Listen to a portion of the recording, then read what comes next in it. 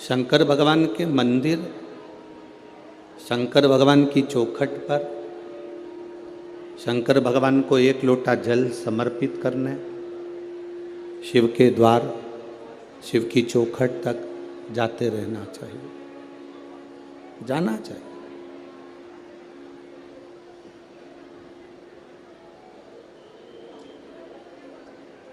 सारे घर द्वार जब छूट जाते हैं,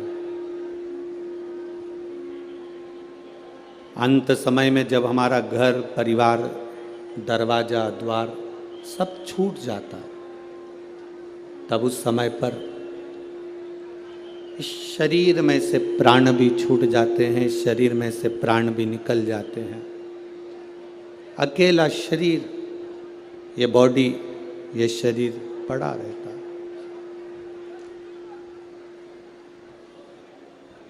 फिर इस शरीर को शंकर के दरवाजे तक लोग लेकर जाते हैं, शिव के द्वार तक लेकर जाते हैं।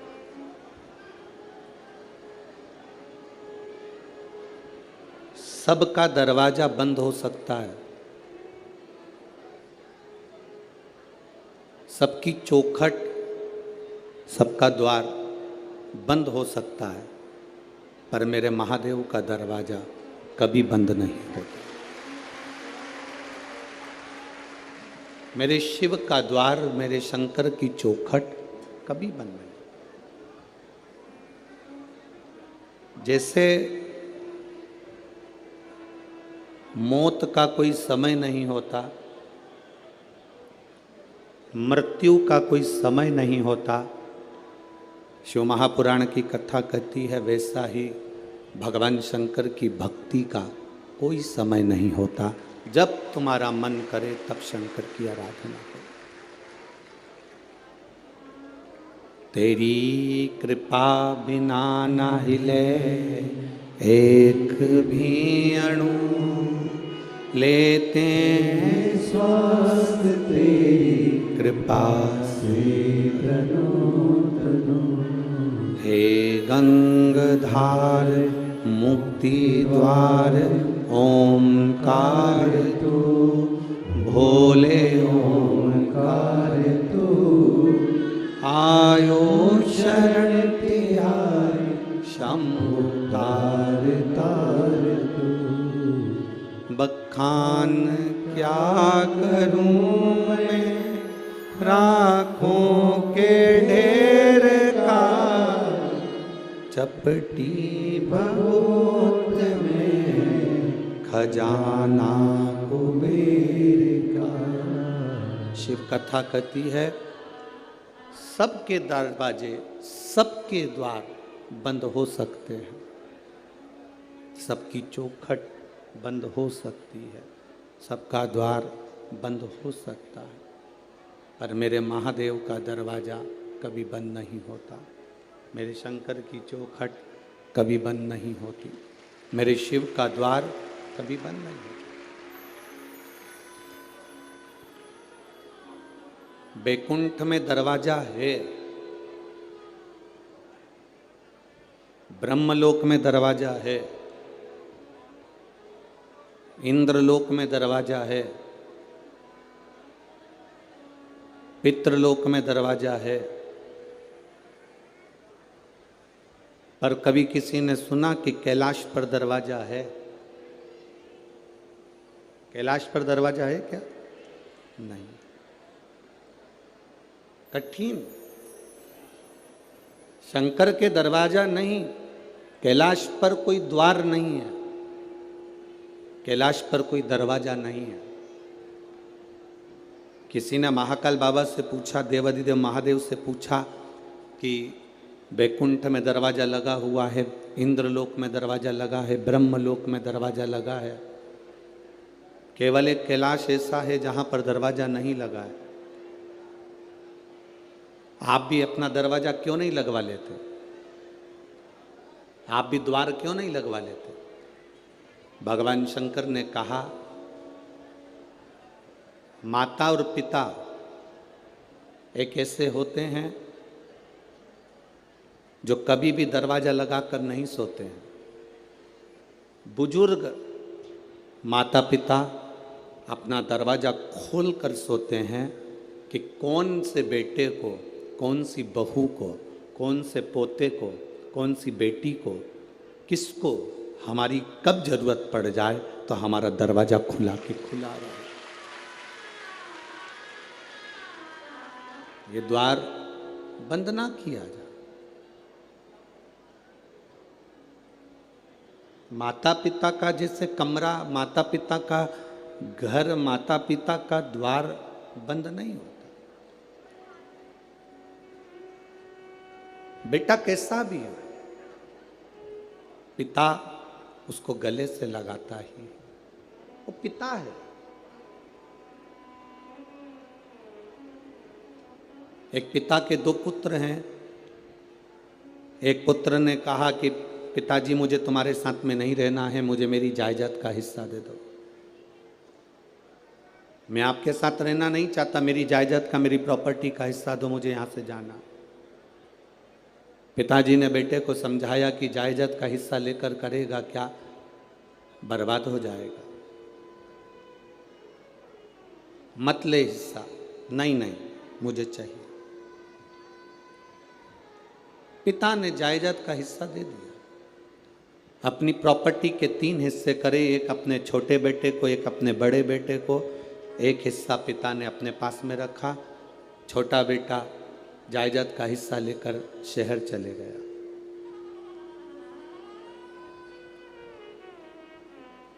शहर में गया तो उसके बहुत सारे मित्र बन गए,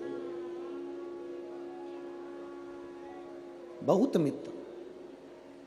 धीरे धीरे उस मित्र ने, उन मित्रों ने मित्र का सारा धन हड़प कर उसको कंगाल कर दिया। आखिरी में वो रोने लगा कि मैं जाऊं तो जाऊं कहाँ, कहाँ जाऊं मैं। उसने सोचा कि अब तो पिताजी से मैं अपनी प्रॉपर्टी का हिस्सा भी ले आया,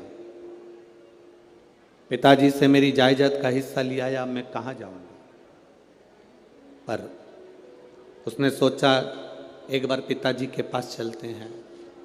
8 साल के बाद बेटे को बाप की याद आई, पिता की याद आई। 8 साल के बाद और बेटे को याद आई, पिता के पास में गया।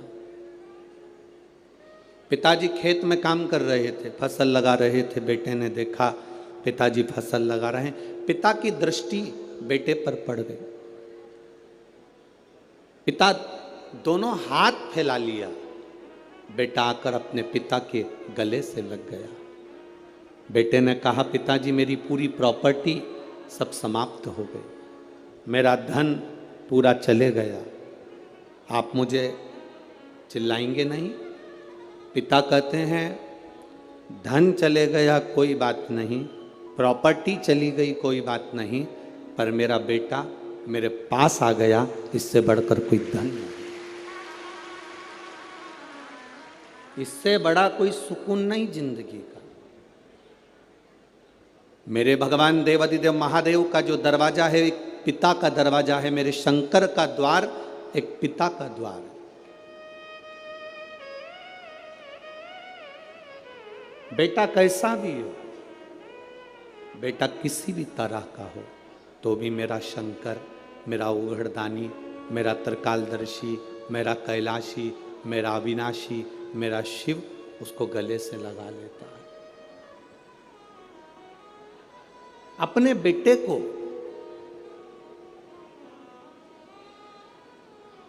वो अपने गले से लगाता है।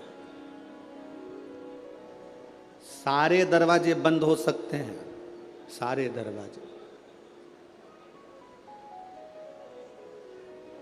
जब विपदा की घड़ी आती है, दुख का समय आता है, कष्ट की घड़ी आती है, सब साथ छोड़ देते हैं। कौन किसके साथ गया? आपके मोहल्ले में अगर कोई मरा तो उसके साथ कोई दूसरा मरा, अरे बोलो तो जम के, नहीं हो सके नागपुर में फैशन हो, कोई मरा उसके साथ कोई दूसरा मरा, नहीं मरा। कोई जला तो उसके साथ दूसरा जला नहीं।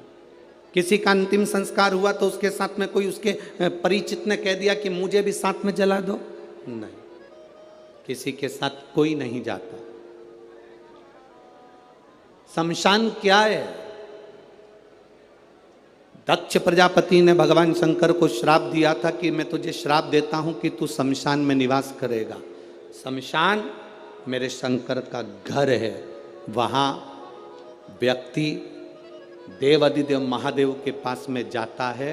शंकर कहते हैं तू ये कभी मत सोचना कि तू अकेला है, जन्म हुआ गर्भ में भी मैं था, इसलिए लोग कहते हैं कि अंदर पिंड जैसा बच्चा, पिंड मतलब पिंडी, पिंडी मतलब शिव, जन्म हुआ तब भी शिव था, तब भी शिव। जन्म के समय पर भी शंकर है, और जन्म के हमारे प्राण जब छूटे, हमारी मृत्यु जब हुई, तब भी कोई हो ना हो, मेरा देव अधिदेव महादेव शमशान में तुम अकेले नहीं, मेरा शिव तुम्हारे साथ है, मेरा शंकर तुम्हारे साथ है।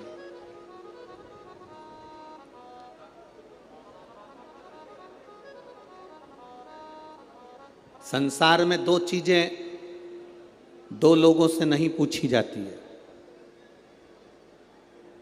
पूरे संसार में दो चीजें दो लोगों से नहीं पूछी जाती है। एक स्त्री से उसकी आयु नहीं पूछी जाती है। बोलो सही है कि गलत है?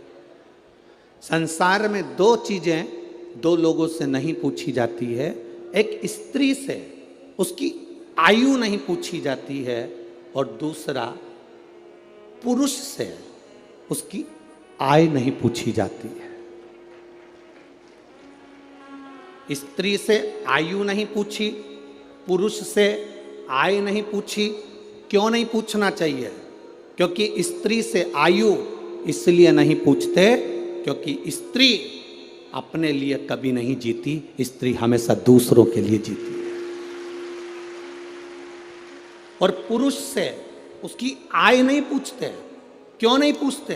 क्योंकि पुरुष अपने लिए नहीं कमाता, हमेशा दूसरों के लिए कमाता है, इसलिए इन दोनों से नहीं पूछा जाता। स्त्री से उसकी आयु नहीं पूछी जाती और पुरुष से उसकी आय नहीं पूछी जाती। आदमी किसके लिए कमा रहा है? सवेरे 8 बजे से दुकान पर बैठता है, रात को 10-10 बजे तक दुकान पर बैठता है, दिन भर मेहनत करता है। आप में से कितने लोग हैं जो दिन भर मेहनत करते हैं तो सोने की रोटी खाते होंगे, चांदी का कटोरा पूरा की पूरा खा जाते होंगे? अगर करोड़पति भी करोड़ों का धन कमा रहा है, गरीबड़ा भी अगर धन कमा रहा है, तो वो 2 रोटी ही खा रहा है। एक भिखारी हमारे दरवाजे पर जब भीख मांगने के लिए आता है, वो भीख मांगने नहीं आता, हमको ज्ञान देने आता है। भिखारी भीख मांगने दरवाजे पर आता है तो हमको ज्ञान देने के लिए आता है। भिखारी ये कहने के लिए आता है, भैया मुझे रोटी दे दो, भैया 2 रुपया दे दो। वो रुपया लेकर, रोटी लेकर तुम्हारे दरवाजे के बाहर एकांत में बैठकर रोटी को खाता है। बोलो खाता है कि नहीं खाता? भिखारी जब दरवाजे पर आता है तो ज्ञान देने के लिए आता है, रोटी मांगता है, दरवाजे पर खाता है। दुकानदार के सामने भिखारी जब मांगने के लिए आता है तो वो ज्ञान देने के लिए आता है, दुकानदार से कहने के लिए आता है कि देख, मैं भीख मांग कर खाता हूं तो भी समय पर रोटी खाता हूं, और तू दिन भर कमाता है तो भी रोटी तेरे नसीब में नहीं आ पाती। दिन भर कमाता है तो भी रोटी तेरे नसीब में नहीं आ पाती। 10 बजे का टिफिन तैयार है, पत्नी फोन लगा रही है, सुनो भोजन का टाइम हो गया, 11 बज रही है, 11:30 बज रही है, 12 बज रही है, स्वामी भोजन कर लो, स्वामी आओ भोजन कर लो। पत्नी पति को बुला रही, बच्चे बाप को बुला रहे, पापा समय हो गया अभी तक नहीं आए, भोजन करना है, पापा आओ। भाई भाई को कह रहा है, देख फैक्ट्री बाद में चले जाना, दुकान बाद में चले जाना, चल रोटी खा पहले। पत्नी रोटी के लिए बुला रही, बच्चे रोटी के लिए बुला रहे, पर अभी बस 2 ग्राहक और कर लूं, इसके बाद आता हूं, 2 फाइल और निपटा लूं, इसके बाद आता हूं, 2 काम और कर लूं, इसके बाद आता हूं। और हम जिस रोटी के लिए कमा रहे हैं, जिस रोटी के लिए मेहनत कर रहे हैं, जिस रोटी के लिए हम 24 घंटे लगे हैं, मालूम पड़ा वो रोटी धीरे धीरे छूटती चली गई।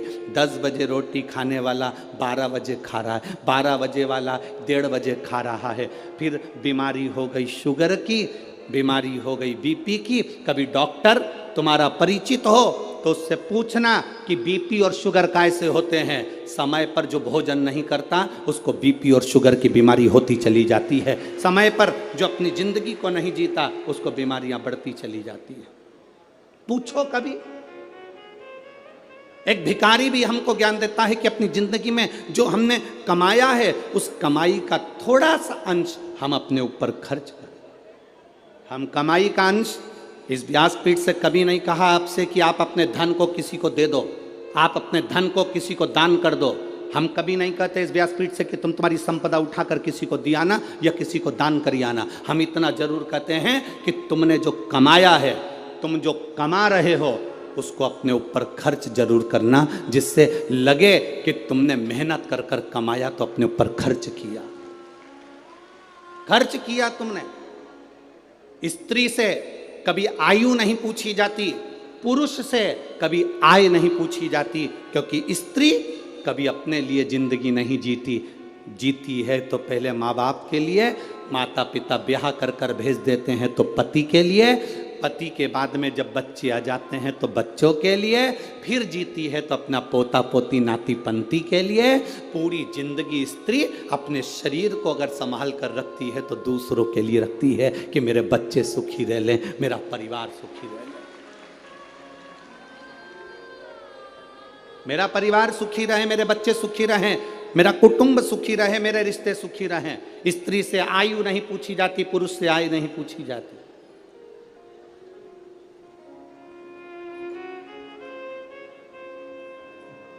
जो दूसरे के लिए जीता है उससे क्या पूछोगे, क्या पूछोगे?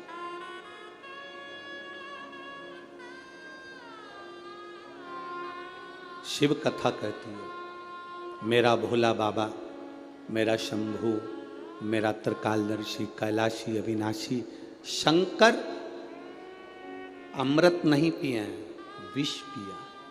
किसके लिए? दूसरों के। शिव जी ने चंद्र धारण करा, किसके लिए? दूसरों के।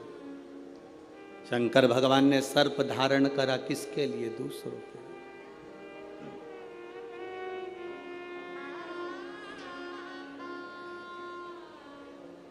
सर्वे भवन्तु सुखी। अपने लिए क्या रखा, क्या रखा? पार्वती जी ने पूछ लिया था भोलेनाथ जी से, बाबा आप सारी दुनिया को देते हो, अपने पास कुछ नहीं रखते हो, क्यों नहीं रखते? शिव जी कहते हैं, पार्वती मुझे रखने की जरूरत नहीं है। मैंने जिसको दिया है अगर वो उसका सही उपयोग करेगा तो उसका एक अंश मेरे पास आए। अगर उसने सही उपयोग करा तो उसका एक अंश मेरे पास में आएगा, मेरे करीब में पहुंचेगा। अगर वो सही उपयोग कर रहा है तो। आप किस चीज का सही उपयोग कर रहे हो? नयन दिए मेरे धर्मा बाबा ने दर्शन करने के लिए, इन नेत्रों से हम दिन भर अपने मोबाइल को, अपनी टीवी को देखते रहते हैं। श्रवण दिए भगवान ने कथा को सुनने के लिए, हम इससे कथा श्रवण नहीं कर पाते।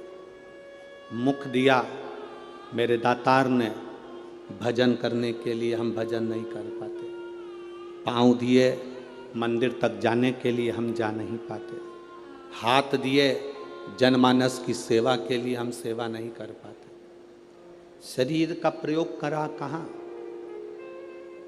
मुख का प्रयोग करा मदिरा पीने में, शराब के नशे में, गंदे नाली के पानी में। कान का प्रयोग करा निंदा और चुगली और गाली सुनने में। नेत्रों का प्रयोग करा गंदी चीजें देखने में। पाँव का प्रयोग करा गंदी जगह जाने में, हाथ का प्रयोग करा गंदी वस्तुओं को छूने। हमने प्रयोग करा क्या?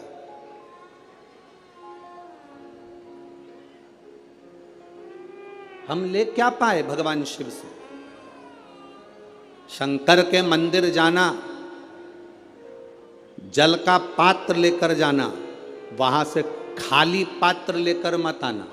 आपको पहले भी कथा में कहा, बोला था कि नहीं बोला था? शिव जी पे चढ़े हुए जल को थोड़ा सा झेल कर कलश में डालकर जरूर लेकर आना, उसका आचमन करना, घर में छींटना। शंकर के पास जाना तो कभी खाली वापिस मत आना। शिव कथा कहती है अगर आप जल चढ़ाने नहीं भी गए, बिना लोटे के, बिना जल के, बिना बेलपत्र के, बिना धतूरे के, बिना शमी पत्र के, बिना चावल के दाने के भी आप शंकर के पास अगर पहुंच गए हो तो शंकर आपको कभी खाली नहीं भेजता, वो झोली भर कर ही भेजता। शिव भक्ति होती ही ऐसी है। शंकर भगवान की अविरल भक्ति का फल ही यही है। शंभु शरणे पड़ी मांगो घड़ी रे, दुख काटो दया करी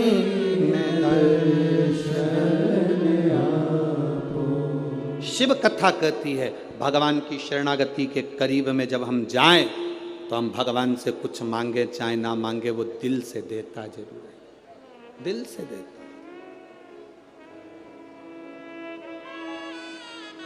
आप लोगों से एक बात पूछे क्या? जवाब दोगे? अरे बोलो तेरे नागपुर वालों, पक्का? ठीक है। तुम्हारी आर्थिक स्थिति ठीक है, तुम्हारी आर्थिक स्थिति ठीक हो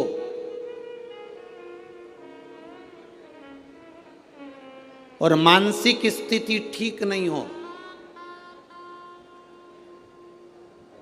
तो आर्थिक स्थिति का कोई कारण, कोई अच्छा फल होगा क्या?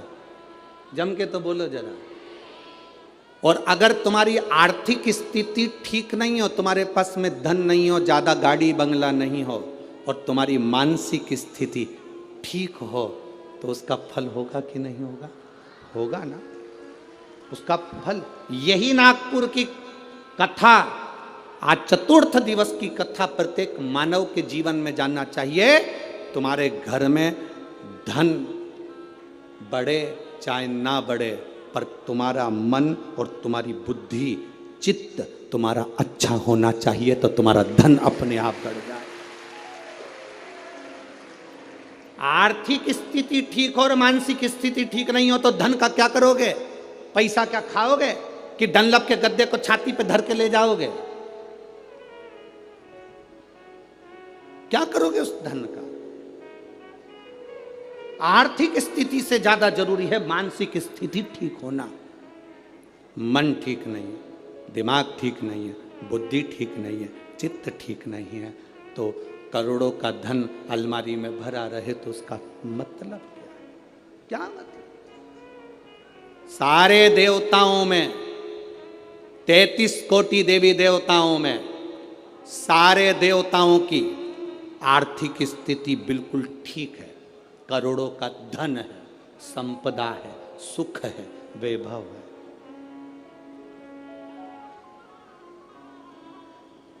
सबके पास में वैभव है, सबके पास में धन है, पर मेरे बाबा के पास में आर्थिक स्थिति भी ठीक है और मानसिक स्थिति भी ठीक है।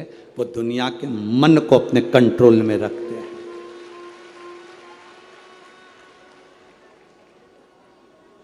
एक बार लक्ष्मी जी ने नारायण से कहा था, प्रभु आपका और हमारा झगड़ा होता रहता है, आपका और हमारा विवाद होता रहता है, आप हमारे पति, हम आपकी धर्म पत्नी और विवाद करते हैं।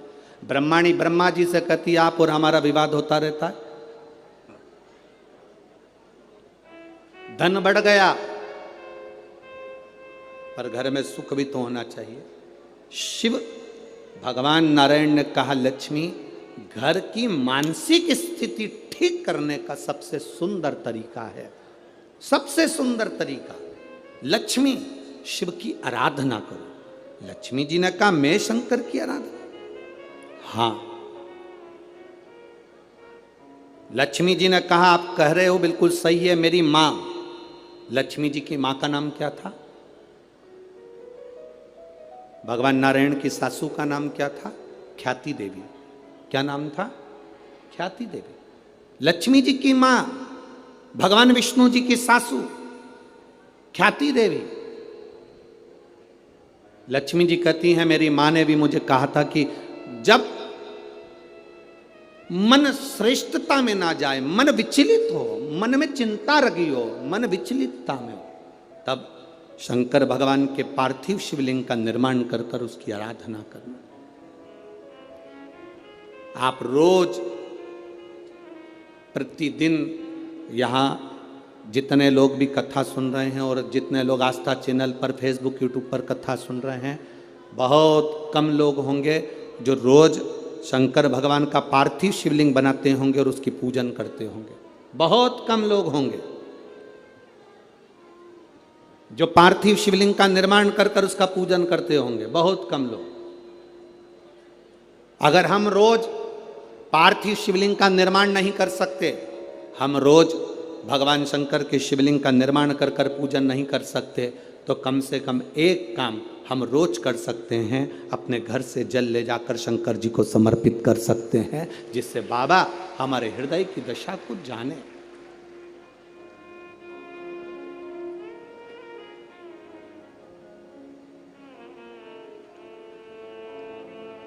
आज का जीवन कैसा हो गया?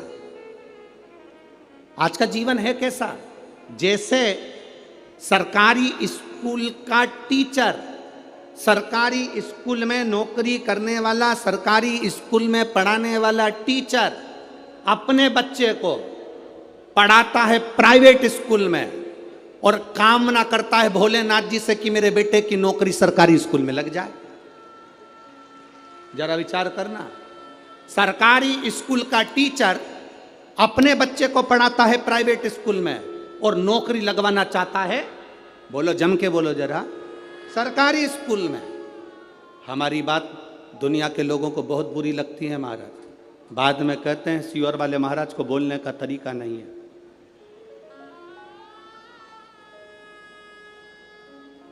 तो तुम जिस दिन तरीके पे आ जाओगे तो हम भी तरीके से बोलना प्रारंभ कर देंगे, उसमें क्या दिक्कत, उसमें क्या टेंशन। सरकारी स्कूल में पढ़ाने वाला टीचर, सरकारी स्कूल का प्रिंसिपल, सरकारी स्कूल में पढ़ाने वाला टीचर अपने बच्चे को पढ़ाता है प्राइवेट स्कूल में और बेटे की नौकरी लगवाना चाहता है सरकारी स्कूल में। कारण उसको स्कूल की पढ़ाई का अंदाजा है, उसको स्कूल की कमाई का भी अंदाजा है, इसलिए वो नौकरी सरकारी चाहता है।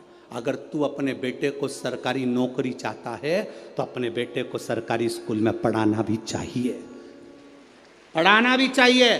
जब तुम अपने बच्चे को सरकारी स्कूल में पढ़ाओगे तो तुम्हें मालूम पड़ेगा कि हमें किस तरह से बच्चे को पढ़ाना है, हमें कितना ज्ञान देना है, कितनी प्रबलता देना है, कितनी विद्वत्ता देना है। एक साइंटिस्ट पहले अपने साइंटिस्ट बनने वाला पहले धीरे धीरे धीरे धीरे प्रैक्टिकल कर करके तब जाकर साइंटिस्ट बनता है।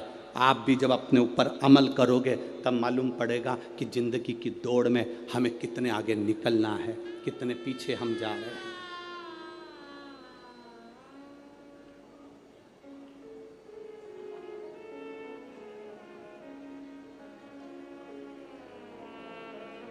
कितने पीछे जा रहे हैं।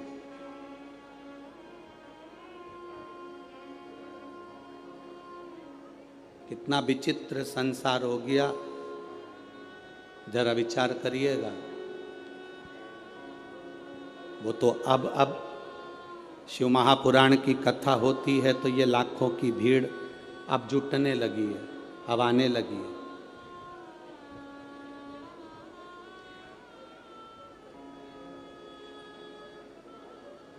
बहुत कठिन है महाराज, बहुत कठिन। भक्ति में मन लगाना, भगवान की भक्ति में जुड़ना, अपने आप को शिव तत्व की ओर लेकर जाना बहुत कठिन है।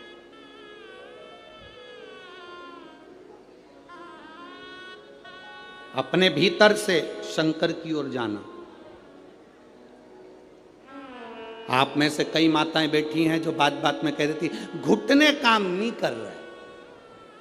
अरे बोलो तो नहीं, सही है कि गलत है जीजियों? ए नागपुर की जीजियों, सही है?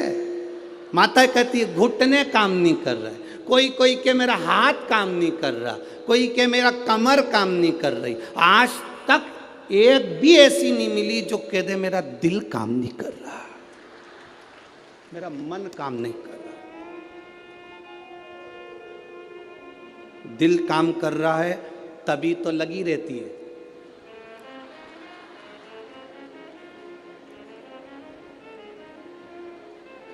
घुटना भले काम नहीं करे पर दिल,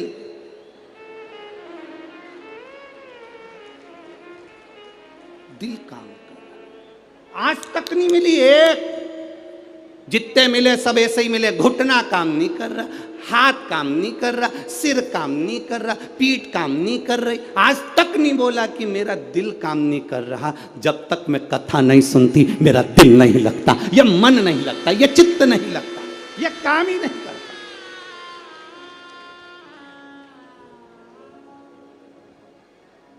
ये दिल नहीं लग रहा, ये मन नहीं लग रहा।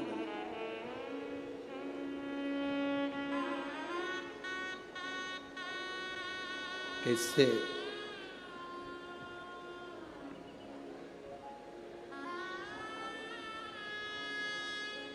भगवान शंकर की भक्ति के बिना ये मन कैसे लग जाए? कैसे लग? अरे खानो नहीं भावे मने, पीनो नहीं भावे, दौड़ दौड़ मन सत्संग जावे। और मैं तो शिव की दीवानी ऐसी हो गई रे, सपनों में आवे मारे डमरू वाला। मेरे स्वप्न में मेरा डमरू वाला मुझे दिख रहा। जब दिल बिना कथा के नहीं रहता, कथा नहीं भी होती है तो लोगों को कानों में भी ऐसा लगता है कि सियोर वाला महाराज कहीं कथा बाच रहा है। किसी किसी को होता है जिसके कानों में कथा सुनने की आदत हो जाती है, जब टीवी पर भी नहीं आती तो कथा लगती है। आपके साथ भी हुआ होगा, कभी किसी गली में से निकल रहे होगे तो आपको लगा होगा ऐसा लग रहा है कथा चल रही है। जिसको ऐसा लगे कि मुझे ऐसा लग रहा है कि कथा चल रही है, गली में से निकल कर जा रहे हो, आवाज आ गई, ट्रेन में सफर कर रहे हो, बस में सफर कर रहे हो, तुम्हें आवाज आ गई, तुम्हें ऐसा लगे कि कथा चल रही है, समझ लेना तुम्हारा दिल भोलेनाथ से लग गया। अब मानता नहीं है, ये चित्त लगता ही नहीं, शिव में समाहित हो। बोल बम का नारा है, शिव में हमारा चित्त लग गया, शंकर में हमारा मन लग गया, ये हृदय लग गया और उसी से लगना। वो कहे सताओ ना हमें लोगों, हमें दिल की बीमारी है। सताओ ना हमें लोगों, हमें दिल की बीमारी है। हमारा वेद दुनिया में वो डमरू धारी है। ये बीमारी का इलाज करने वाला केवल एक है, वो शिव।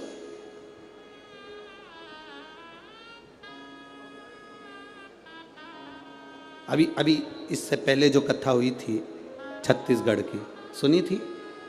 अरे बोलो तो। हमने उसमें कहा था दर्जी शर्ट में जेब लगाता है तो वो राइट में नहीं लगाता, वो लेफ्ट में लगाता है। कहाँ लगाता है? लेफ्ट में। दर्जी शर्ट में जेब, टी शर्ट में जेब सीधे हाथ में नहीं लगाता। कुर्ते में जेब दर्जी अपने सीधे हाथ पर नहीं लगाता। दर्जी अगर जेब लगाता है तो उल्टे हाथ पर लगाता है, क्योंकि दर्जी को मालूम है दिल यहीं पर होता है। ऊपर जेब लगाऊंगा, कभी मंदिर गया बेलपत्र लाएगा ना तो ऊपर की जेब में रख लेगा।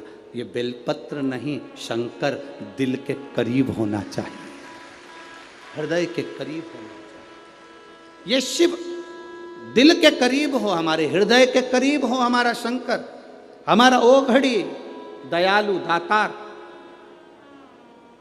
नजदीक हो हमारे। अभी कई लोग, अभी कल कथा यहाँ पर सुबेरे, आज की कथा तो ये 2 से 5 है, कल टीवी पर भी 2 से 5 आएगी, पर यहाँ पंडाल में जो कथा रहेगी वो सुबेरे 8 बजे से 11 बजे तक रहेगी। अब जो अहमदाबाद की कथा थी वो परमिशन ना मिलने के कारण बस कैंसिल हो गई, तो अब कथा होगी 3 नवंबर से 9 नवंबर तक ब्रज में,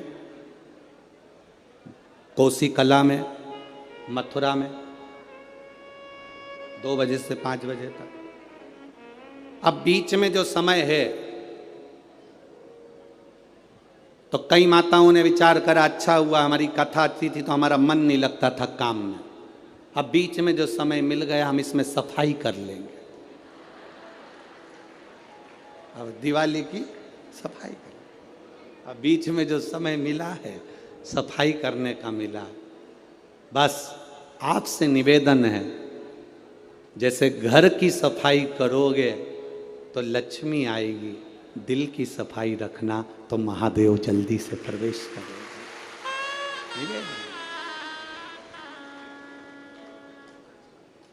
वो प्रवेश कर जाए, रीझता है वो। जैसे विजयदशमी के दिन समर्पित की गई शमी का एक पत्ता, महादेव को अगर एक शमी का पत्ता विजयदशमी के दिन समर्पित कर दिया जाता है तो जिंदगी में कभी बेभव और धन की कमी नहीं आती। उसी तरह इस हृदय को शिव तत्व में समाहित कर कर रखना, समाहित। एक कथा आप लोगों ने सुनी होगी, महर्षि वर्तंतु।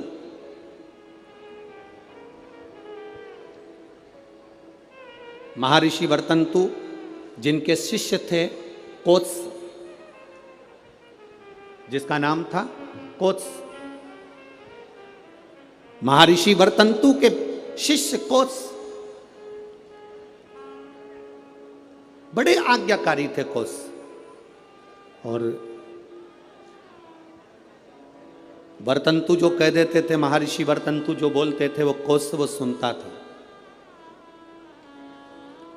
महर्षि वर्तंतु का एक काम बड़ा प्रबल था, वो कोत्स से हमेशा कहते थे कि पार्थिव लिंग का निर्माण करो, मैं पूजन करने आ रहा हूं। पार्थिव लिंग का निर्माण करो, मैं पूजन करने। ये वर्तंतु ऋषि, महर्षि वर्तंतु कोत्स से कह देते। अब कोत्स का कार्य यह था कि वो रोज एक पार्थिव शिवलिंग का निर्माण करता और अपने गुरु जी को आवाज लगाता, गुरुदेव गुरुदेव, गुरुजी पधारो, गुरुजी पधारो, आवाज लगाता। वर्तंतु महर्षि आते और पूजन करने बैठ जाते। बहुत सावधानी से स्मरण करना इस कथा का, बहुत सावधानी। अब पूजन करने वर्तंतु महर्षि बैठ जाते।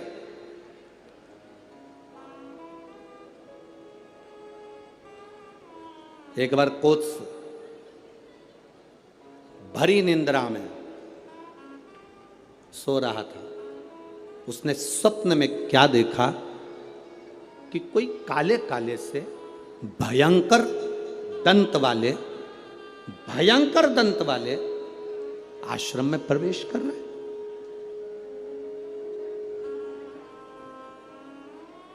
अब भयंकर दंत वाले आश्रम में प्रवेश कर, आप जरा विचार करिएगा, ऋषि के आश्रम में संत के दरवाजे पर, गुरु के दरवाजे पर कोई भयंकर जीव तो आ ही नहीं सकता, क्योंकि गुरु इतना भजन करा होता है कि सन्यासी गुरु संत साधु सन्यासी तपस्वी साधक उपासक इतना तप करे होते हैं कि ये यम के दूत उनके पास पहुंचते नहीं।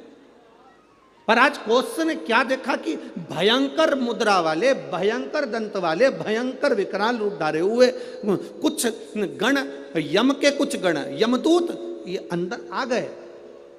तो कौश क्या कर रहा है, उन यमदूतों से पूछ रहा है तुम कौन हो, कहां आए हो। कहा वर्तंतु के पास में आए। क्यों? बस वर्तंतु के पास में हम पहुंचे उनको लेने के। ओ क्यों?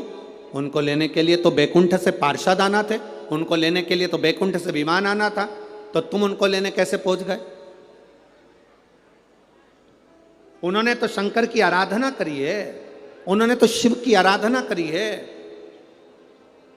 यमदूतों ने बड़ी सुंदर बात कही, वो आपकी भी बुद्धि में बैठना चाहिए। यहां जितने लोग कथा सुन रहे हैं और जितने आस्था चैनल पर फेसबुक पे सुन रहे हैं, आपकी बुद्धि में कौश की और वर्तंतु की ये चरित्र आपके जीवन में उतरना चाहिए। इन्होंने तो शंकर की आराधना करी है, शिव की भक्ति करी है। यमदूत कहते हैं हम इनको शंकर के दरवाजे तक लेकर जाएंगे, आधा समय ये शिव के द्वार पर रहेंगे और आधा समय हमारे साथ में रहेंगे। कारण क्यों? कहा ऋषिवर गुरुवर जब पूजन करने बैठते थे तो आधा कार्य वो अपने शिष्य से करवा लेते थे। बेटा फूल लेके आना, बेटा आसन बिछाना, बेटा ये सामान लेकर आना, बेटा वो सामान लेकर आना। एक स्त्री एक पुरुष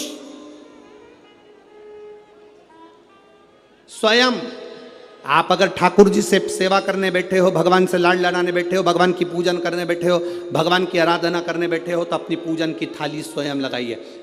पशुपति व्रत करने वाली माताएं ध्यान रखेंगी इस बात के लिए। पशुपति व्रत की नियम, पशुपति व्रत करने वाली माताओं का नियम क्या है? कई माता कहती है हमने 2 बार व्रत कर लिया, भगवान हमारी नहीं सुना, हमने ये कर लिया, भगवान हमारी नहीं सुना। आप आए नहीं, सुबह हो गई, मेरी पूजा की थाली धरी की धरी रह गई। क्यों? उसका कारण क्या था? मतलब मेरी पूजा में कोई ना कोई कमी निश्चित। आपने पशुपति व्रत करा, भगवान क्यों ना सुने? क्यों नहीं सुने? कारण क्या है? थाली पूजन की लगा रहे हो, देवरानी का व्रत है, जेठानी सामान निकाल के दे रही है, देवरानी का व्रत है, जेठानी आटा सेक रही है सीरा बनाने के लिए, हलवा बनाने के लिए, जेठानी का व्रत है, देवरानी दूध में उकाल कर खीर बना रही है। व्रत तुम्हारा, साधना तुम्हारी, मांग तुम रहे हो। शिव महापुराण की कथा कहती है हिचकी चली, क्या बोलते हैं, हिचकी की डुचकी है, हिचकी। अब तुमको चल रही हिचकी, तुम अपनी पड़ोसन से जेठानी से कह दे मेरे बत्तल का हिचकी ले ले, ले हिचकी, लेगी जेठानी? सिर तुम्हारा दुख रहा, गोली निकाल के जेठानी को दे दो, खा ले, वो पूछे क्यों? मेरा सिर दुख रहा है। हो सकता है? जम के बोलो। छींक तुम्हें आ रही, छींक तुम्हें आ रही और तुम अपनी देवरानी से कहो छींक छींक जल्दी छींक, हो सकता है? नहीं, छींक तुम्हारी है, तुमको छींकना पड़ेगी। खांसी तुम्हारी है, तुम्हें खांसना पड़ेगा। शरीर में कष्ट तुम्हारे है, दवाई तुम्हें खाना पड़ेगी। उसी तरह व्रत तुम्हारा है, तैयारी तुम्हें करना पड़ेगी।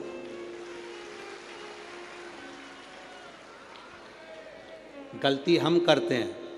पशुपति व्रत का व्रत मैंने करा, मम्मी से कह के चली गई, मम्मी मेरा पशुपति व्रत है, मैंने शादी के लिए करूंगी या बच्चों के लिए करूंगी या इसके लिए करूंगी या उसके लिए करूंगी। मम्मी ने पूरी थाली लगा के दे दी, मेरी बेटी व्रत कर रही है, मेरी बेटी। मम्मी ने पूरी थाली लगा के दे दी, प्रसाद बना के दे दिया। बेटी ने 3 बार पशुपति व्रत कर लिया और काम नहीं हुआ। बेटी बाद में कहे कि हमने भी व्रत करा था, हुआ नहीं। उस कारण को समझना। क्या तूने तैयारी करी? तू तो केवल एक सिर की उतार रही है कि महाराज बोला है तो व्रत करना है तो मेरा काम हो जाएगा। पर विचार कर, थाली लगाती तो तेरे अंदर भाव जागता कि मैं महादेव की पूजन की तैयारी कर रही हूँ, चावल रख रही हूँ, बेलपत्र रख रही हूँ, पुष्प रख रही हूँ, एक एक चीज में महादेव जुड़ता तेरे दिल से। मैं महादेव के लिए हलवा बना रही हूँ, मैं महादेव के लिए सीरा बना रही हूँ, मैं महादेव के लिए खीर बना रही हूँ, मैं महादेव के लिए ये कर रही हूँ। हर शब्द में तेरा महादेव जुड़ता तो पशुपति व्रत का पुण्य भी 2 व्रत होते और तीसरे में प्राप्त हो जाता। ये नियम है शिव महापुराण। एक पत्र आया है, देखिए। एक तो पत्र इतने सारे सारे भेज दिए।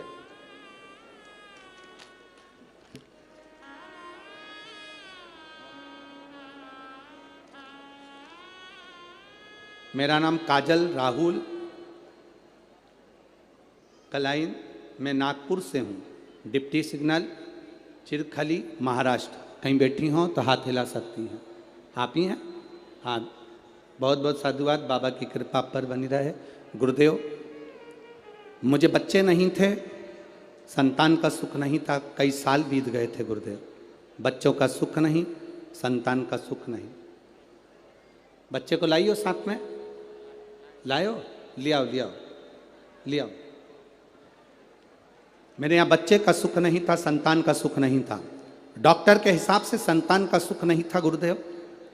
पर एक बार ऑटो में सफर करते करते एक बहन जी ने मुझसे कह दिया कि तू पशुपतिनाथ का व्रत कर। गुरुदेव, पशुपतिनाथ का व्रत एक बार करा, उसका फल नहीं मिला। मैंने सोचा हो सकता है कोई गलती हो गई हो। तब मैंने फिर दूसरी बार पशुपतिनाथ का व्रत किया और बाबा की कृपा का मैं क्या गुणगान करूं गुरुदेव। शिव शिव है।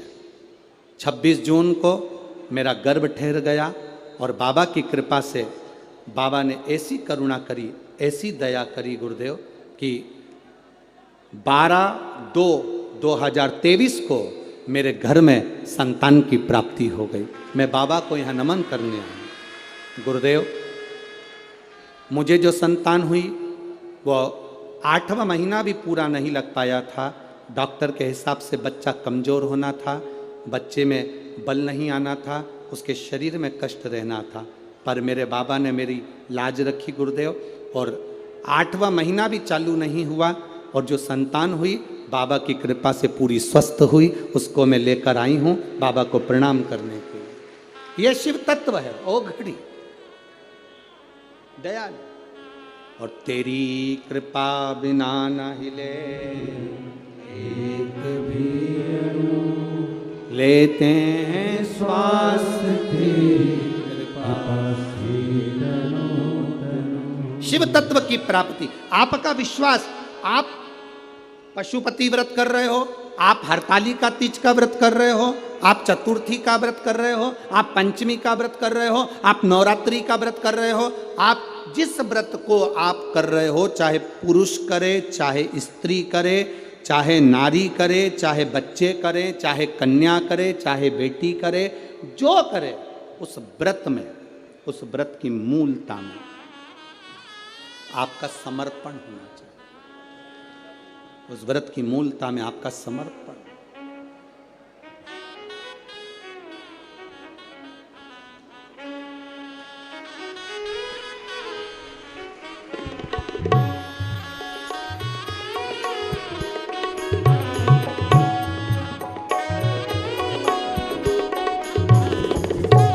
जोरदार ताली बजाना।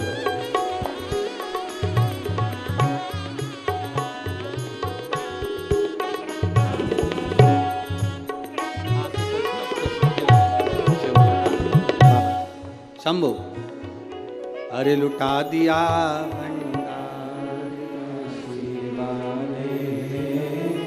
कर दिया माला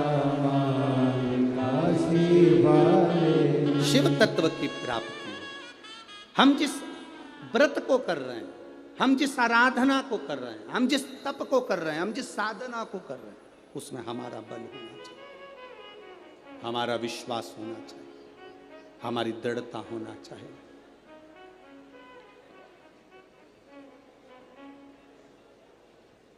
अपना विश्वास प्रबल रखिए, और जब विश्वास प्रबल होगा शिव मिलेगा।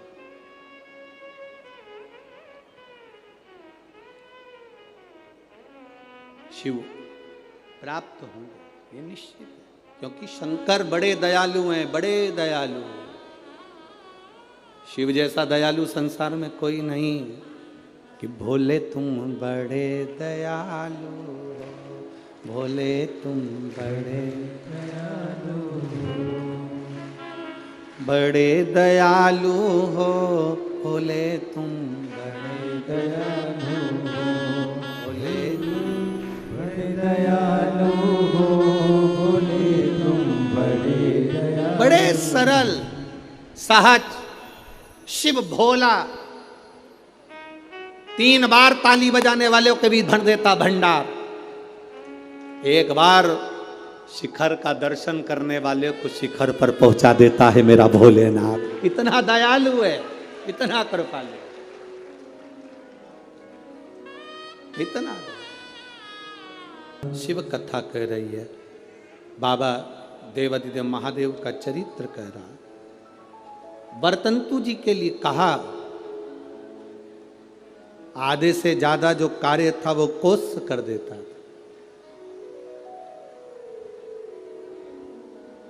आज कोस की परीक्षा करने के लिए, कोस की परीक्षा लेने के लिए, जब पूरी विद्या अध्ययन हो गया, पूरी पढ़ाई हो गई, सारा विद्या अध्ययन का कार्य हो गया, तब कोस की परीक्षा लेने के लिए वर्तंतु जी ने, कौश की परीक्षा लेने के लिए वर्तंतु जी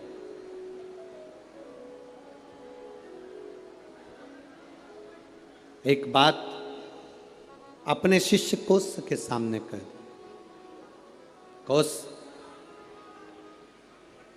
तुमने मुझसे विद्या अध्ययन करी है, अब देखिए शंकर का पार्थिव शिवलिंग बनाकर गुरु को दे देना और गुरु उसकी पूजन करना, उसका फल देखिए कितना विचित्र, उसका फल कितना विचित्र हो। कौश तुमने पार्थिव शिवलिंग का निर्माण करा, और निर्माण करने के बाद में तुम मुझे उस शिवलिंग को दे देते हो। तुम कहते हो कि मुझे यम के दूत लेने आए थे, पर वो कहीं ना कहीं उस क्रम में कहीं ना कहीं वो मुझे लेने के लिए आए, परंतु उस भोग को मुझे भोगना, शिव तत्व को भी जाना है और यमलोक को भी जाना।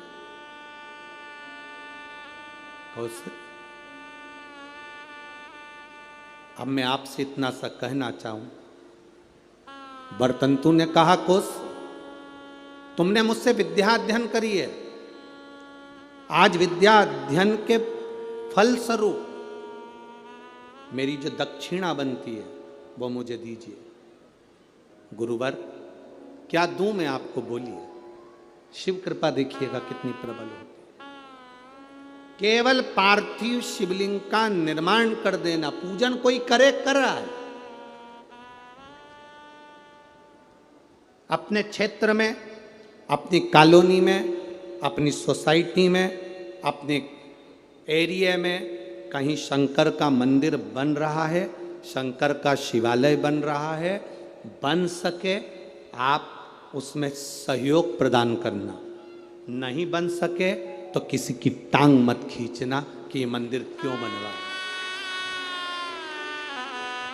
ये शिवालय का निर्माण क्यों कर रहे हो, शिवालय क्यों बनवा रहे हो। केवल शंकर भगवान के पार्थिव लिंग का निर्माण करने वाले उस कोष पर शिव कृपा कैसी होती है, वो कथा यहां वर्णन कर रहे। वर्तंतु जी ने कहा, वर्तंतु का, अब वर्तंतु ने कहा कोष, एक कोष मैंने जो तुमको विद्याध्ययन कराया, उसकी दक्षिणा को उसने कहा गुरुवर ये पूरा जीवन आपके लिए है, ये पूरी जिंदगी आपके लिए, आप बताइए क्या दे सकता हूं, क्या प्रदान करूं मैं, आप बोलिए। उस तूने मुझसे विद्या अध्ययन करी है, 14 करोड़ सोने की मुद्रा मेरी विद्या अध्ययन जो तूने करी उसके फल स्वरूप तुझे देना पड़ेगा। कितनी करोड़? 14 करोड़।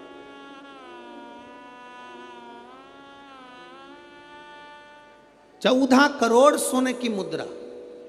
उसकी आंखों में जल भर गया, गुरुदेव मेरे पास तो इतना धन नहीं है, मैं 14 करोड़ आपको सोने की मुद्रा कैसे दे सकता हूं। फिर भी गुरु ने मांगा है, मैं लाकर जरूर दूंगा।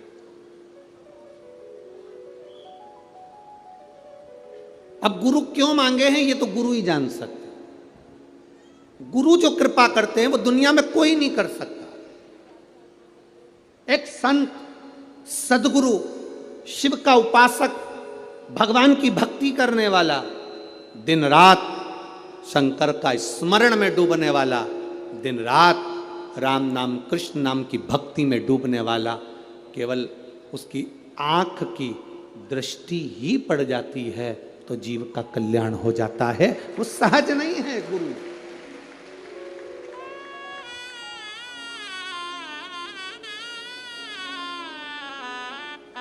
एक गुरु पूर्णिमा पर एक भजन हम हमेशा स्मरण में लेकर आते हैं, ऐसी प्रेम भिक्षा रे गुरु ने मंगाई, ऐसी प्रेम भिक्षा रे गुरु ने मंगाई, गुरु ने मंगाई, सतगुरु ने मंगाई, गुरु ने मंगाई, सतगुरु ने मंगाई। ये गुरु क्या कृपा करता है ये किसी को नहीं मालूम पड़ता। एक चेला, उसकी बहन की शादी गुरुजी से करा, गुरुजी मेरी बहन की शादी है, मैं जाऊं?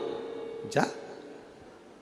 गुरुजी मेरी बहन की शादी है, गुरुजी ने कहा जा। गुरुजी मेरी बहन की शादी है, गुरुजी ने कहा जा। अब चेला जाने लगा तो गुरुजी ने कहा देख वो सामने एक झोले में अनार रखे हैं, ले जा। चेले को इतना गुस्सा आया, करोड़ों का धन गुरुजी के पास, क्या छाती पे बांध के मरेगा? इतना बड़ा मठ, इतना बड़ा मंदिर, इतनी प्रॉपर्टी, सारी दुकानें, सब कुछ। गुरुजी ने कहा वो अनार रखे हैं झोले में, ले जा। ठीक है। चेला कुछ नहीं बोला, अनार लेकर चले गए। रास्ते में जाते जाते चेला जंगल में पहुंचा। वहां के नगर का जो राजा था वो बीमार पड़ गया। नगर के राजा बीमार पड़ा तो उसको जो दवाई देना थी वो अनार के रस में देना थी। पूरे मार्केट में देखा तो अनार नहीं मिला, वृक्षों पर अनार नहीं मिला। सैनिक ढूंढते ढूंढते जंगल में पहुंच गए, इसके झोले में अनार मिला। इसने इनसे अनार मांगे, उसने कहा नहीं ये मेरे गुरुजी ने दिया है मेरी बहन की शादी के लिए, मैं नहीं दे सकता। जबरदस्ती अनार लिए, उसको बंदी बनाकर राजा के महल में ले गए। राजा को दवाई दी, राजा ठीक हो गए। राजा ने कहा अनार कहाँ से आए? ये लड़का है ना, ये बालक, इसके पास से। बेटा तुम्हारे पास अनार कहाँ से आए? मेरे गुरुजी ने दिए थे, मेरी बहन की शादी में जा रहा हूँ, मेरे गुरु ने दिया। बेटा अनार तो हमने खा लिया, अब एक काम करो, तुम्हारे अनार से मेरे प्राण बचे, तुम चिंता मत करो। राजा ने अपने मंत्रियों को बुलाकर कहा कि इसकी बहन की शादी एक राज कन्या की शादी जैसी होना चाहिए, राजकुमारी की शादी जैसा होना चाहिए, जाओ करो। राजकुमारी की जो शादी होती है इसकी बहन की शादी वैसी होना चाहिए। राशि ठाट से बहन की शादी करी जाए। अंबार, पीतांबर, रतन, माणिक, मोती, सोना, चांदी, हीरा, पन्ना सब लगाया गया, सब सब प्रदान किया। गुरु कभी भी लोगों को लगता है गुरु जी के पास इतना है तो गुरु जी हमको क्यों नहीं दे रहे। गुरु नहीं देगा।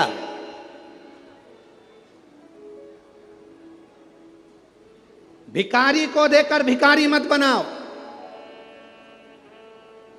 देकर किसी को कमजोर मत बनाओ। किसी को देकर कमजोर मत बनाओ। इसीलिए तो भारत की भूमि पर आत्मनिर्भर भारत बनने जा रहा है कि स्वयं आत्मनिर्भर बनिए, कमजोर नहीं। अपने आप में वो बल होना चाहिए, अपने आप में वो बल हो आपके अंदर।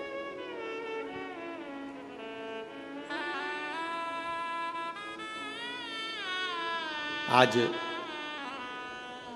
प्रेस वार्ता थी, मीडिया के एक बंधु ने एक प्रश्न किया कि कल आपने व्यासपीठ से कह दिया कि शास्त्र और शस्त्र उठाना चाहिए, आपने तो ये गलत कहा। हमने कहा आत्मरक्षा के लिए, स्वयं की रक्षा के लिए, धर्म की रक्षा के लिए और सनातन धर्म की रक्षा के लिए वो बहुत जरूरी हो गया है।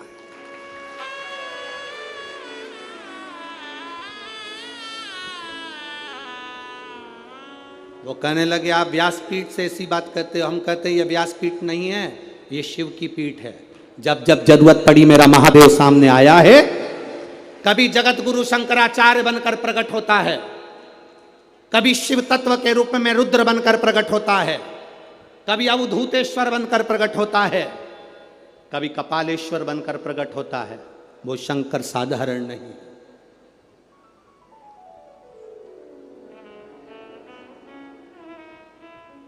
शास्त्र की जरूरत जहां शास्त्र की है वहां शास्त्र की हो, जहां शस्त्र की हो वहां शस्त्र की।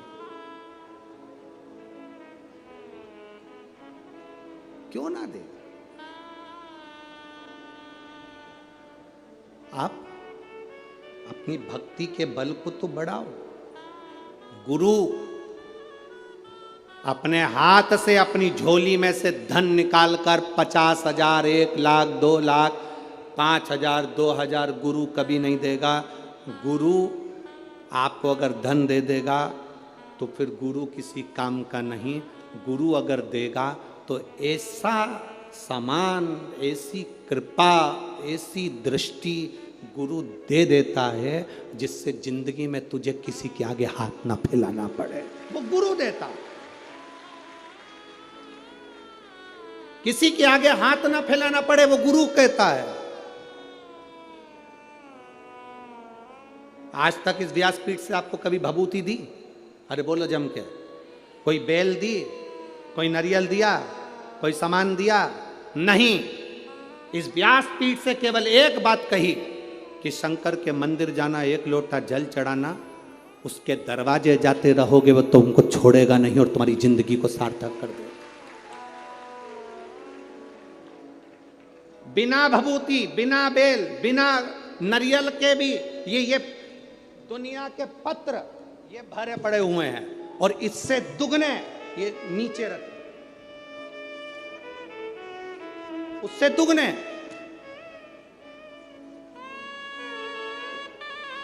ये बिना भभूति के और बिना पत्र, बिना नारियल के और बिना बेल, ये पत्र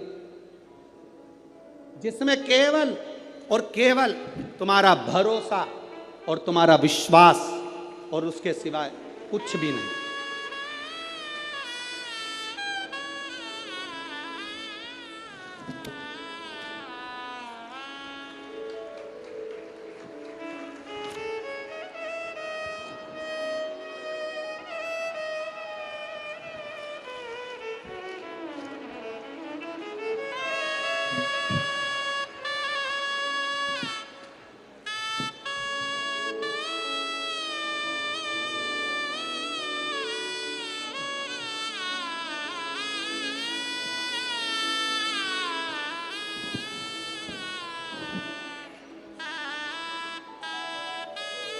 अब इसमें है क्या? जिसके मन में संशय हो यहाँ से पूरे पत्र उठा कर ले जाओ, पूरी सभा में बांट दो इस कथा के मंडप में। इसमें मोबाइल नंबर भी है, इसमें एड्रेस भी है और उसका नाम भी है, जिसको मेरे बाबा ने बिना भभूति, बिना बेलो, बिना नरियल के प्रदान कर दिया। सब भरा है, मोबाइल नंबर, एड्रेस सब मिलेगा। जाओ पूछो क्या दिया महादेव ने, सारी समस्या का हल एक लोटा जल। शिव क्या प्रदान करे, शंकर क्या दिए हैं ये शिव जानते। शंकर क्या प्रदान करे ये शंकर जानते।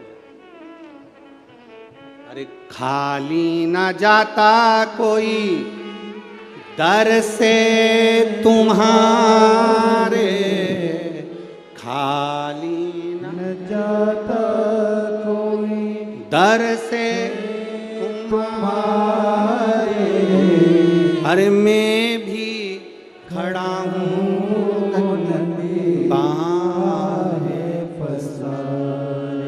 मेरी जीजियों, दिल से अगर आपने सुना है ना, वो 3 महीना भी नहीं लगाएगा, 15 दिन में झोली भर देता है। अगर दिल से सुनी है शिव महापुराण की कथा, केवल छल कपट और हृदय में कहीं बेर भाव रखकर, कपट रखकर अगर सुनी है तो उसका प्रमाण भी वो दे देता है। दिल से सुनी वो दिल से देता है, खाली नहीं छोड़ता। मेरा महादेव, मेरा शिव, लोग कहते हैं गुरुजी शिव महापुराण में ऐसा क्या है, हम कहते हैं एच चूने से लिखा रहता है तो उसको हेलीपैड कहते हैं। हेलीपैड को देखकर हेलीकॉप्टर उतर जाता है, शिव महापुराण को देखकर मेरा महादेव उतर जाता है। ये वो हेलीपैड है। क्या देगा वो उसके ऊपर है। सियोर वाला महाराज तो कल कथा पूरी कर देगा, 11 बजे कथा विराम कर 1 बजे यहाँ से सियोर के लिए निकल जाएगा। पर आपने जो दिल से सुना है, उससे निवेदन करा, बाबा मेरे दुख काटना, क्या देगा? कोई तंत्र नहीं, कोई मंत्र नहीं, कोई दिखावा नहीं। आपका एक लोटा जल विश्वास के साथ आप जब महादेव को चढ़ाते हो, शंकर के दरवाजे तक जाते हो, शिव की चौखट तक जाते हो, तब बाबा भी जान जाता है कि ये मेरे करीब में आया है।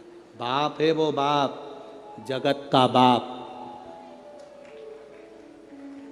जगत का बाप है वो।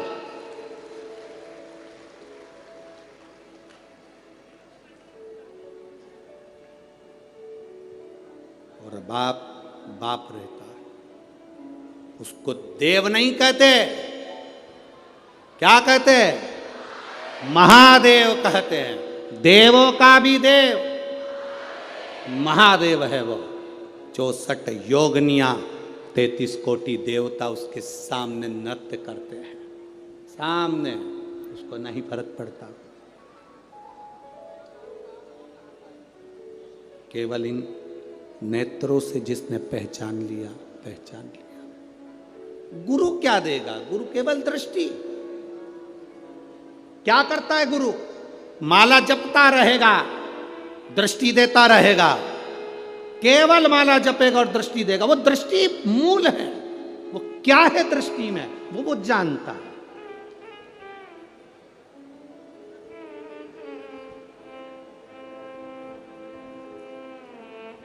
क्या देगा?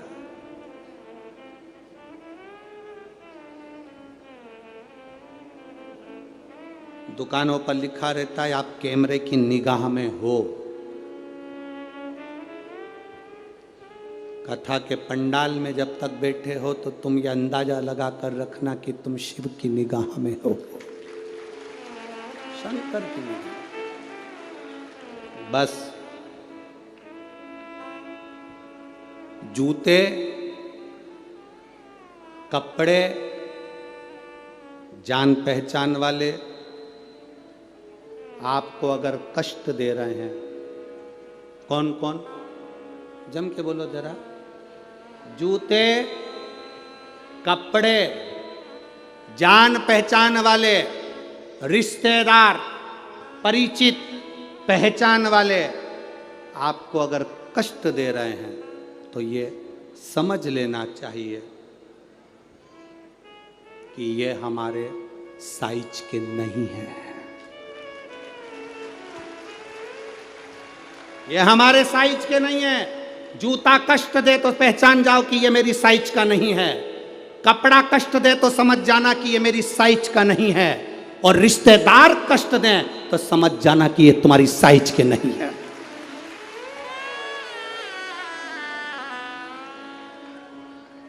साइज देखिएगा कि ये गलत साइज का कपड़ा पहन लिया है आपने, गलत साइज का, गलत साइज का जूता पहन लिया है आपने, ये साइज के नहीं है।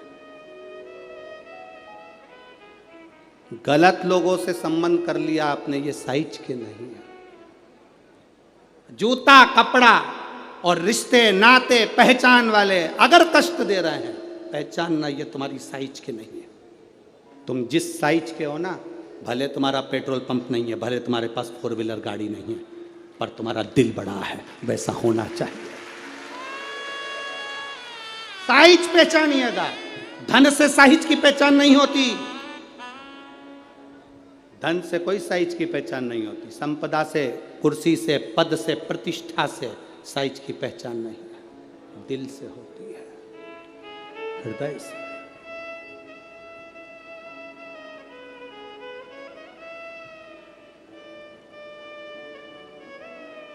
महाराज बर्तंतु कोष से कहे मुझे 14 करोड़ सोने की मुद्रा चाहिए।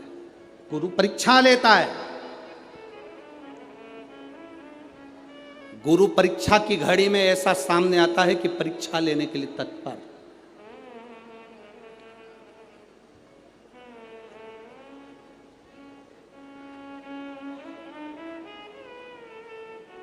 ली परीक्षा, 14 करोड़ सोने की मुद्रा, कोष गया, तुरंत राजा रघु के पास में। राजा रघु से कहा, महाराज 14 करोड़ सोने की मुद्रा मेरे गुरु जी को देना है, मैं ब्राह्मण का बालक हूं, आप दे दो।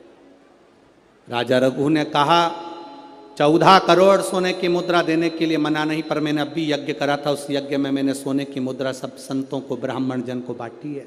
मेरे पास में इतनी मुद्रा नहीं, थोड़ी बहुत निकल जाएगी, 1 करोड़ दे दूंगा, 14 करोड़ कहाँ से लाऊं?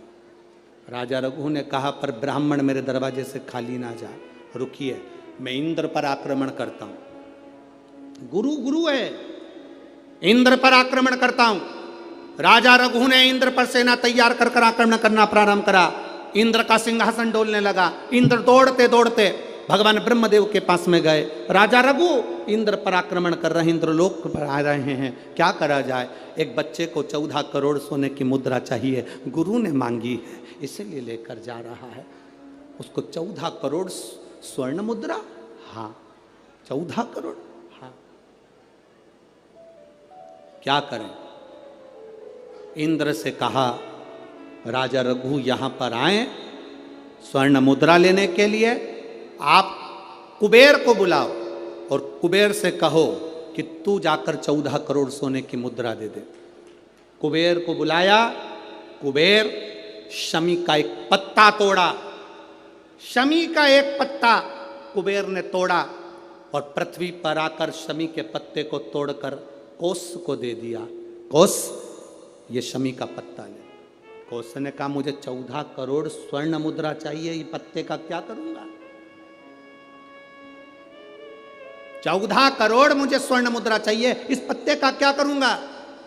तब कुबेर ने जो पत्ता दिया और कोस से कहा कि यह बर्तन तू महर्षि को ले जाकर दे देना, वह महर्षि समझ जाएंगे इस पत्ते में क्या है। बर्तन तू महर्षि के पास में एक शमी का पत्ता ले जाकर कोस ने दिया। कोस ने जैसे ही दिया, बर्तंतु ने उस पत्ते को अपने सिर से लगा लिया और जान गया ये मेरे महादेव का शमी का पत्र है। एक पत्ते में 14 करोड़ सोने की मुद्रा का फल होता है।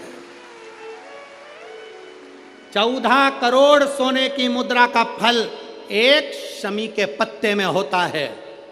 तुरंत बर्तंतु महर्षि ने शंकर की आराधना कर कर शिव जी से हाथ जोड़कर प्रार्थना करी, बाबा प्रकट हो।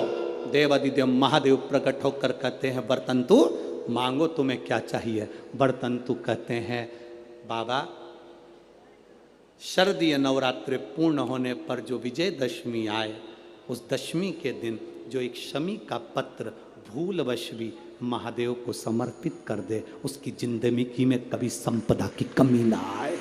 एक शमी का पत्र, एक शमी का पत्ता 14 करोड़ सोने की मुद्रा से प्रबल हो जाता है। एक शमी का पत्र। आज भी कई जगह पर विजयदशमी के दिन, कई स्थानों पर विजयदशमी के दिन शमी के पत्ते का लेन देन होता है। शमी के यहाँ होता है कि नहीं होता हमको स्मरण नहीं है, महाराष्ट्र में तो, पर कई जगह पर होता है। यहाँ पर भी शमी का जो पत्र होता है विजयदशमी के दिन लोग देकर उसको प्रणाम करते हैं, माता पिता को नमन करते हैं। क्यों? आप अपने बच्चे हो, आपसे पूछेंगे, आपकी औलाद आपसे पूछेगी, आपके आने वाली पीढ़ी आपसे पूछेगी, माँ ये कौन सा नाटक बनाकर रखा है तुम लोगों ने? शमी का पत्ता दे, शमी का पत्ता ले, मिलने जाओ तो शमी का पत्ता। शमी का पत्ता क्यों लिया दिया जाता है? बच्चे पूछेंगे, आज की पीढ़ी बहुत प्रश्न करती है, उसको उत्तर देना पड़ेगा कि एक पत्ते में 14 करोड़ स्वर्ण मुद्रा का फल होता है। एक शमी के पत्र में आज के बच्चे जो प्रश्न करेंगे उसका उत्तर देने के लिए तुम्हें तैयार रहना पड़ेगा। उस उत्तर को तुम्हें देना पड़ेगा कि ये शमी का पत्र विजयदशमी पर क्यों लेन देन किया जाता है, शमी का पत्र क्यों शिव के मंदिर में जाता है, शमी के पत्र की मूलता क्यों होती है, इसको समझाना। एक शमी पत्र में वो फल है।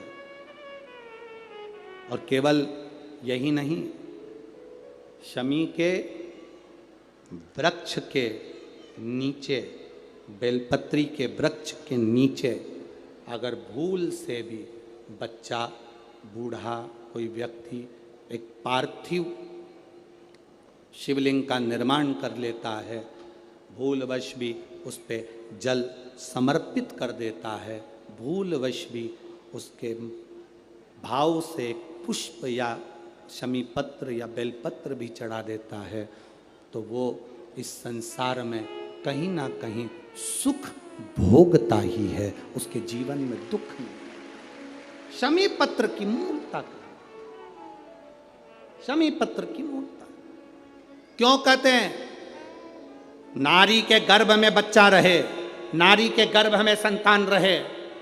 डॉक्टर कह रहे हैं वो संतान विकलांग हो सकती है, डॉक्टर कह रहे हैं कि वो संतान मानसिक विकलांग हो सकती है, डॉक्टर कह रहे हैं वो संतान बेकार हो सकती है। पत्र है, देखिए, ये तो मनी प्लांट का पत्ता है? मनी प्लांट का है कि और काय का है? ठीक है, पत्र।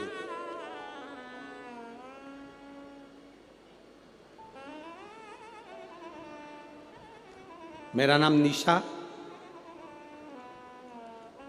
श्रीवास, भवानी नगर, पारड़ी, नागपुर। मोबाइल नंबर ये है। कहीं बैठी हैं? आप ही हैं? हाथ हिलाइए एक बार। गुरुदेव, ले आओ बच्चे को, ले आओ, ले आओ। गुरुदेव, शादी 2014 में हुई थी। शादी के बाद कोई संतान का सुख नहीं हुआ, टेस्ट भी करवाया तो भी बच्चा नहीं हुआ। डॉक्टर के हिसाब से संतान के सुख का कोई क्रम नहीं दिखा। सारी जगह घूम कर आए पर औलाद नहीं हुई, खूब गोदियां भरवाई पर औलाद नहीं हुई। गुरुदेव, परिवार के किसी व्यक्ति के कहने पर बाबा का पशुपति व्रत किया और बाबा की पशुपति व्रत के साथ में सफ़ेद आंकड़े की जड़ का प्रयोग किया। बाबा ने कृपा करी। 2014 के बाद पहली बार गर्भ ठहरा। अब 14 से अंदाजा लगाओ, 23 चल रहा है, लगभग 10 वर्ष के करीब में अगर संतान का सुख हो। गुरुदेव, संतान गर्भ नहीं ठहरा, फिर सीहोर गए, बाबा कुबेरेश्वर महादेव को प्रणाम करा, वहाँ का कंकर उठा कर ले आए, उसी को पूजन करते, बाबा से प्रार्थना करते। वापिस से सफ़ेद आंकड़े की जड़ को हमने बदला, फिर बदला। बाबा की कृपा से गर्भ ठहर गया। डॉक्टर ने तो कहा था कि तुम्हारे गर्भ में बच्चा नहीं, कोई पत्थरी हो गई है। जांच में फिर गठान हो गई। गठान से जांच करते करते डॉक्टर ने कहा कि तुम्हारे गर्भ में बच्चा है, पर यह पूर्ण तरह से स्वस्थ नहीं है। इस बच्चे को गिरा देना चाहिए, इस बच्चे को निकाल देना चाहिए, यह बच्चा ठीक नहीं है, यह बच्चा श्रेष्ठ नहीं है। 10 वर्ष के बाद जिसकी गोद भरी हो गुरुदेव, वो बच्चा कैसे गिरा दे। हमने भी बाबा से प्रार्थना करी, और बाबा से प्रार्थना कर कर आपने शमी पत्र का वर्णन किया था। वो शमी के पत्ते को हमने बाबा को समर्पित करा। वही पत्ता हमारी धर्म पत्नी के पास में रहा, और बाबा की कृपा से जो संतान हुई, डॉक्टर ने कहा ये बच्चा पूरी तरह से स्वस्थ है, इस बच्चे में कोई खराबी नहीं, ये बच्चा पूर्ण तरह से स्वस्थ है, इस बच्चे में कोई तकलीफ नहीं। 10 साल के बाद औलाद हुई है गुरुदेव, और 10 साल के बाद 2014 में संतान का विवाह हुआ था। उसके बाद से संतान सुख नहीं था। ये शिव कृपा, उदारता, उसकी करुणा, उसकी दया होती ही ऐसी।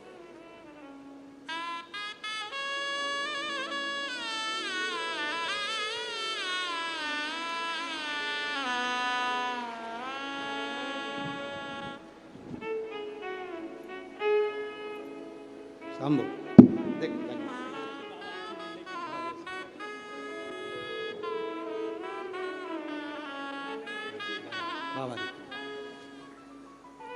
शिव कृपा। पत्र में लिखा, डॉक्टर कह दिए थे कि इसको निकाल दो, ये बच्चा ठीक नहीं है।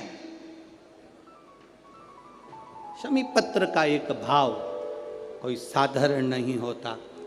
सबसे दृढ़ है आपका भरोसा, सबसे दृढ़ है आपका विश्वास, और जब विश्वास पक्का होता है तो मेरा बाबा भी देने में कमी नहीं रखता, देने में कमी नहीं रखता।